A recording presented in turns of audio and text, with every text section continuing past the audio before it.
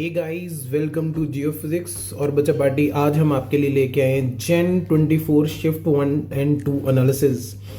तो जो देखा जा रहा है बच्चों, ट्रेंड बड़ा ही रैंडम है। मतलब शिफ्ट 24 का जो सेकंड शिफ्ट था, जेन 24 का सेकंड शिफ्ट, वो थोड़ा सा टफ आया, थोड़ा सा अच्छे क्वेश्चंस थे। तो देखिए कहाँ पे फोकस किया जेई ने, ताकि अगर आप 28 जेन के लिए प्रिपेयर कर रहे हो, थोड़ा सा आप शॉकिंग ना रहे उस दिन।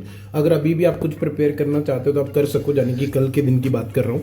एरर्स में से एंड यूनिट्स एंड डायमेंशन में से एक क्वेश्चन आ ही रहा है, दोनों शिफ्ट में आया।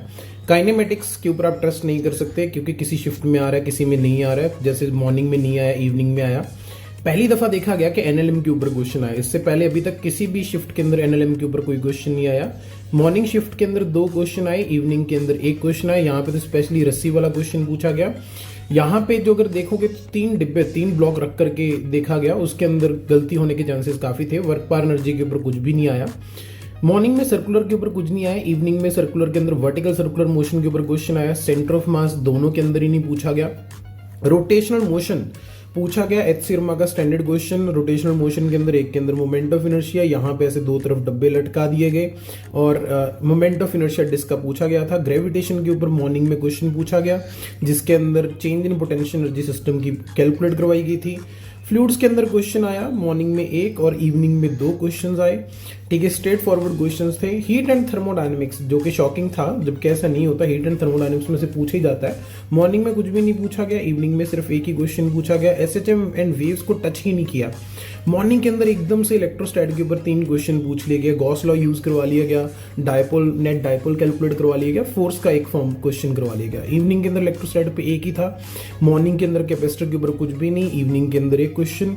करंट इलेक्ट्रिसिटी जनरली देखा जा रहा है, इंस्ट्रूमेंट्स के ऊपर क्वेश्चन पूछ रहा है वो, पोटेंशियोमीटर, मीटर ब्रिज, वहां पे फोकस कर लेना।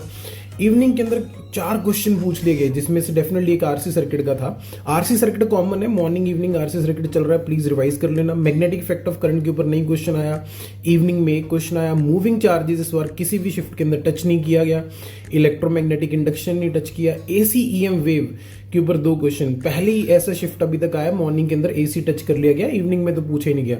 रे ऑप्टिक्स एज यूजुअल दोनों के अंदर 2-2 क्वेश्चन आ रहे हैं। ठीक है, basic formula base please revise कर लीजिएगा। वेव ऑप्टिक्स बिल्कुल भी नहीं टच किया गया। मॉर्निंग में फोटो इलेक्ट्रिक इफेक्ट के ऊपर कुछ भी नहीं था, इवनिंग में एक क्वेश्चन था।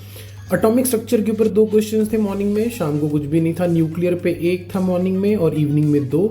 सेमीकंडक्टर कंसिस्टेंटली चल रहा है, एक question. Solid mechanics and magnetism and matter में से कुछ भी नहीं देखा जो जा रहा है। अगर मेरे पास 19 क्वेश्चन का डेटा है तो +1 में से 6 क्वेश्चन है, +2 में से 13।